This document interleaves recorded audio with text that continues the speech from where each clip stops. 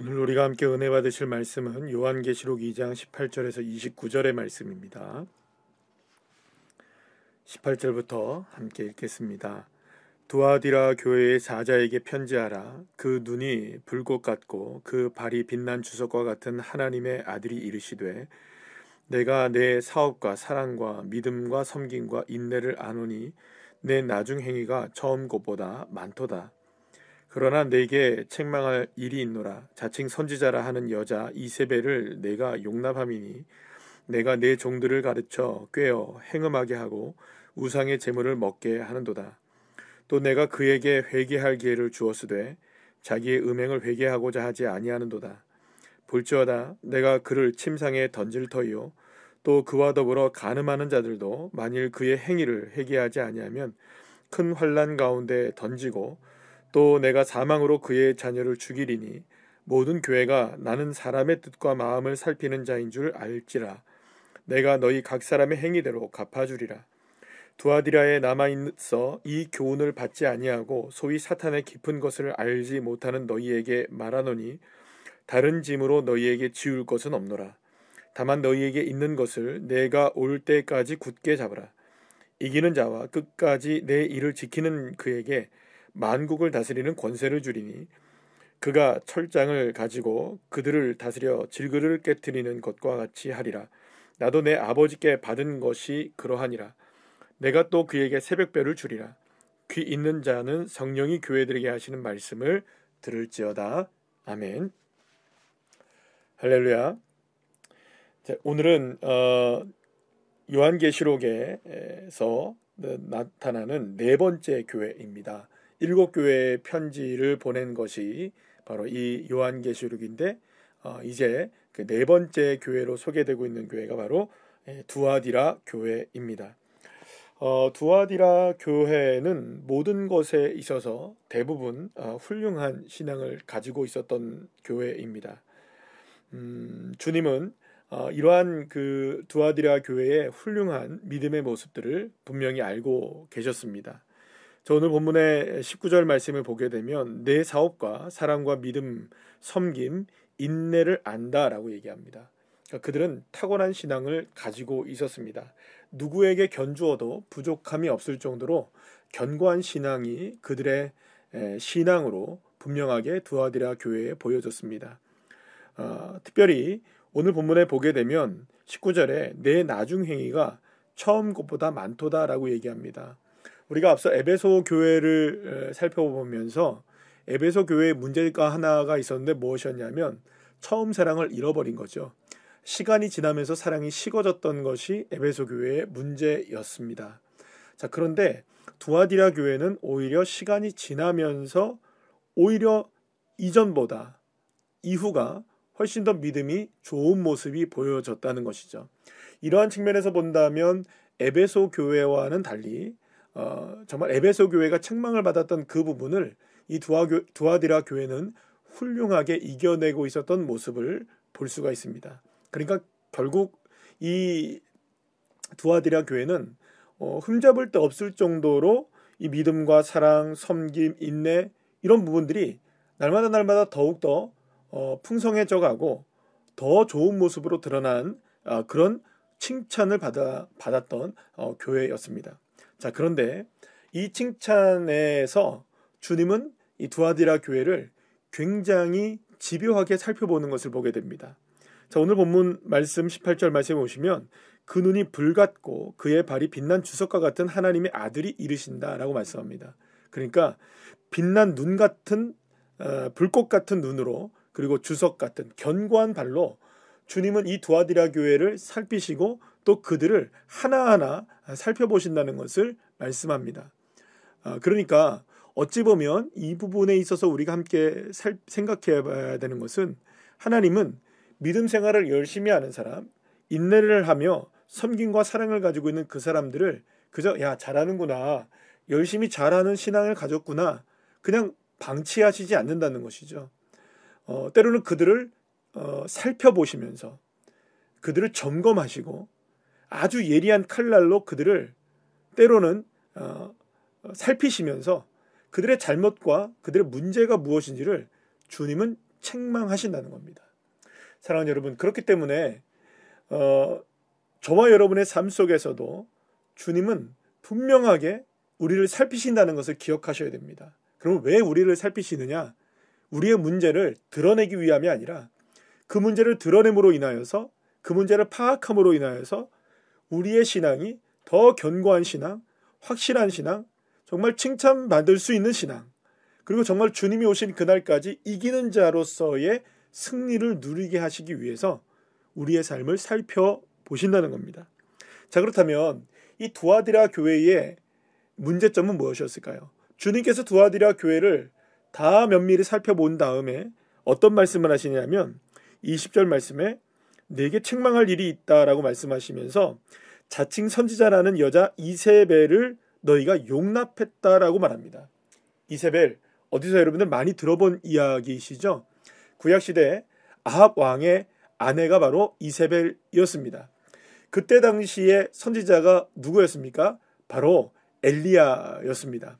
엘리야와 한판 대결을 벌였던 바로 그 여인이 누구냐? 이세벨이었습니다.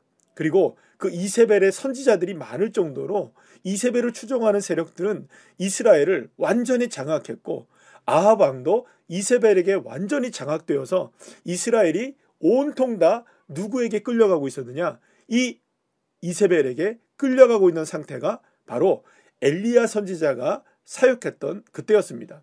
엘리야 선지자가 갈멜산에서 850의 거짓된 선지자의 목을 쳤을 때에도 여러분 이세벨은 꿈쩍도 하지 않습니다. 당장에는 진 것 같아 보였지만 이스라엘 백성들도 이세벨에게서 돌이키지 않습니다. 바알에게서 돌이키지 않습니다. 오히려 이세벨은 협박 편지를 보내서 엘리야를 압박하게 되었고 승리자였던 엘리야가 쫓겨나게 되는, 도망치게 되는 이러한 일들이 실제로 이스라엘에서 벌어졌던 일이었습니다. 그만큼 이세벨은 이스라엘을 장악했던 겁니다. 그렇다면 여러분, 그 당시에 이스라엘이 하나님을 향한 예배를 안 했을까요? 하나님을 섬기지 않았을까요? 그렇지 않습니다. 그들은 성전에서 늘 예배를 했고 하나님을 섬겼으며 하나님에게 문제가 없다고 생각했습니다. 그러나 그들은 하나님을 섬기면서도 이세벨을 섬기는데 혈안이 되어 있던 겁니다. 자, 그러면 이세벨이 무엇이냐? 이세벨의 아버지는 앳바알이라고 하는데요. 이 앳바알은요, 바로 아스타롯의 제사장을 이야기합니다. 이 아스타롯은 어떤 신을 이야기하냐면 페니키아의 여신입니다. 여러분들 그 그리스나 로마의 신화에 보게 되면 아프로디테나 여러분 비너스를 아실 겁니다. 이 여신이죠. 가장 뭐랄까요? 그 아름다운 여신이라고 얘기도 하고요. 그래서 이 남자들을 다 홀리는 겁니다. 사람들을 홀리는 거죠. 그래서 유혹을 하는 여신이 바로 이 아스타롯이었는데요. 특별히 이 아스타롯은요, 경건을 빙자하여서 지독한 성적인 부도덕을 추구하게 합니다. 그러니까 이런 겁니다. 아주 쉽게 생각하면 우리가 살아가는 데 있어서 악도 품어야 우리가 진정으로 품는 사람이 된다라고 가리키는 거죠. 말이 안 되지만 여러분 여기에 넘어가는 겁니다. 그래? 우리가 품는 자들이 된다면 무엇까지 품어야 되느냐? 선함만 품어서는 안 된다는 거죠. 악을 품어서 악한 자들이 어떤 모습인지도 알아야 악을 품는 자들이 될 수 있고 모든 것을 품을 수 있다라고 얘기하는 겁니다. 그렇기 때문에 이 이야기가 당시에 사회를 점령하게 됐던 겁니다. 그러니까 여러분들 합법적으로 무엇을 용인하게 되느냐? 악함을 용인하는 겁니다. 부도덕을 용인하고 성적인 부도덕을 용인하게 되고 음행을 용인하게 되는 겁니다. 그렇게 되면 어떻게 될까요? 즐거운 거죠. 겉으로는 경건의 모습을 갖고 있습니다. 그러나 그 경건의 모습도 내가 품고 있고 또 어떤 것도 품고 있습니까? 악함도 내가 품고 살아가는 겁니다. 그래서 내 안에 무엇으로 치장하게 되느냐? 겉으로는 선함으로 치장하지만 그 안에는 악함으로 치장하며 살아가는 것. 이게 바로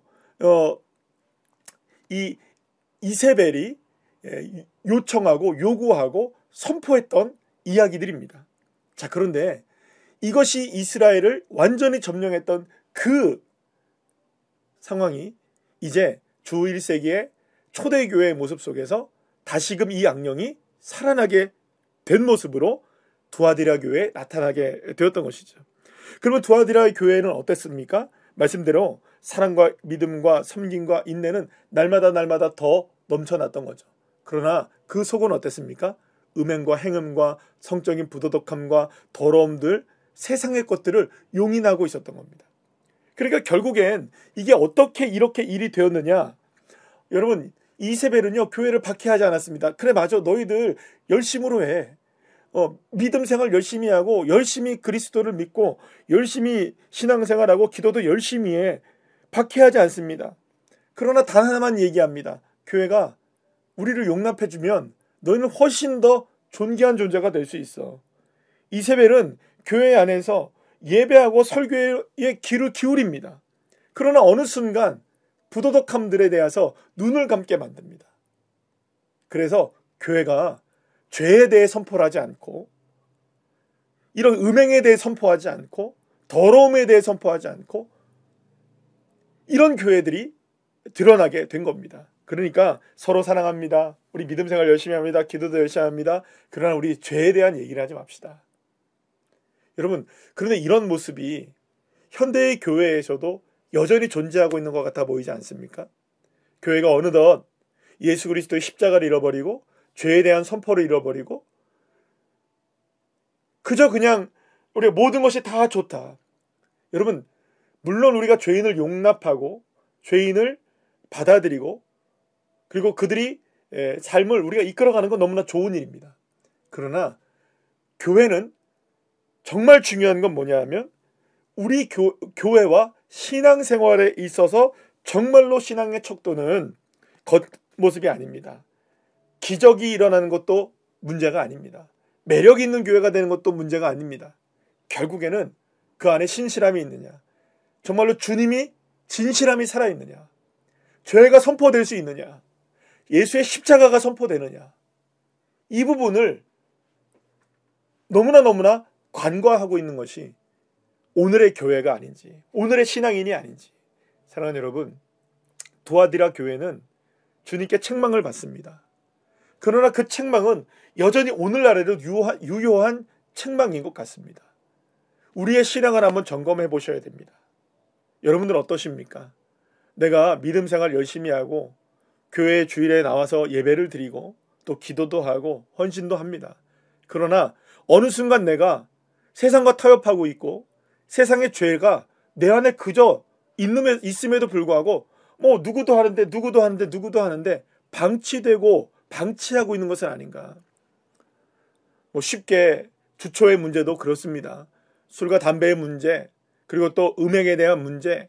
요즘은 여러분 너무나 이런 것들이 자연스럽게 교회의 성도들 안에서도 그저 그냥 아무렇지도 않게 이루어지고 있는 것을 보게 됩니다. 그저 그냥 쉽게 생각하면 맥주가 음료수지 술입니까? 이야기하는 이야기도 많이 듣습니다. 기호식품입니다라고 얘기하는 것도 많이 듣습니다. 여러분, 물론 그것을 바라보는 입장에 따라 다를 수가 있을 겁니다. 그러나 신실한 믿음을 주님이 요구하신다면 우리는 그 부분에 있어서 정결해야 하는 것이죠. 그리고 무엇보다 교회는 문제를 문제라고 직시하며 이야기할 수 있는 것이 교회여야 하는 겁니다. 잘못된 것을 잘못됐다고 얘기하고 이건 마귀의 일이라고 얘기하고 이거는 거짓된 영의 일이라고 얘기하고 이거는 음녀 이세벨의 것이라고 이야기할 수 있는 교회가 되어야 하는 것입니다. 결코 교회는 세상의 사교 집단이 아닙니다.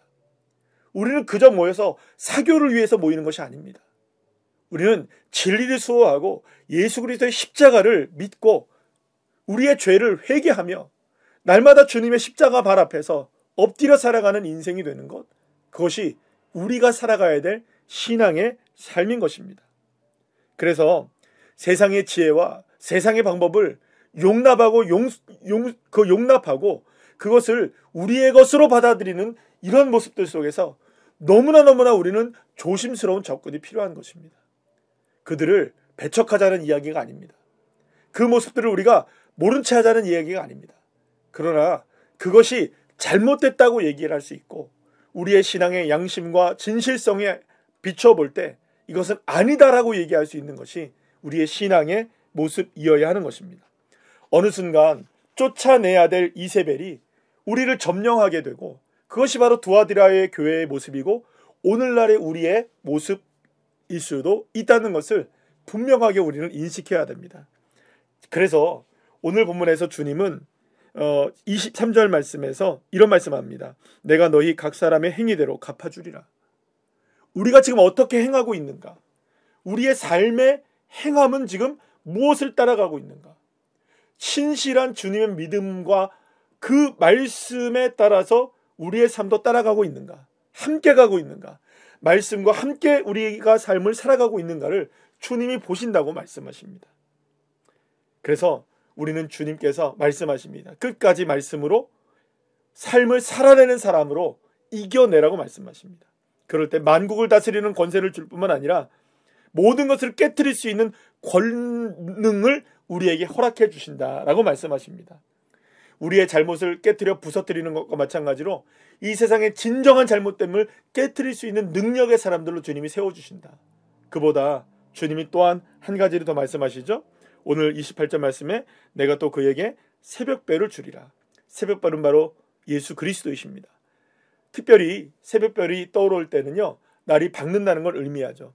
아무리 칠흑 같은 어둠이라 할지라도 이기는 그에게 믿음을 가지고 그 믿음대로 살아내는 사람, 거짓을 거짓이라고 얘기할 수 있고 죄를 죄라고 얘기할 수 있는 그 믿음의 담력을 가진 사람에겐 비록 그 삶이 어두움 가운데 처해 있을다 할지라도 떠오르는 새벽별 예수 그리스도께서 우리의 삶에 다가오셔서 우리의 삶을 빛으로 인도하시는 것을 경험하게 하신다고 말씀하고 계시는 것입니다.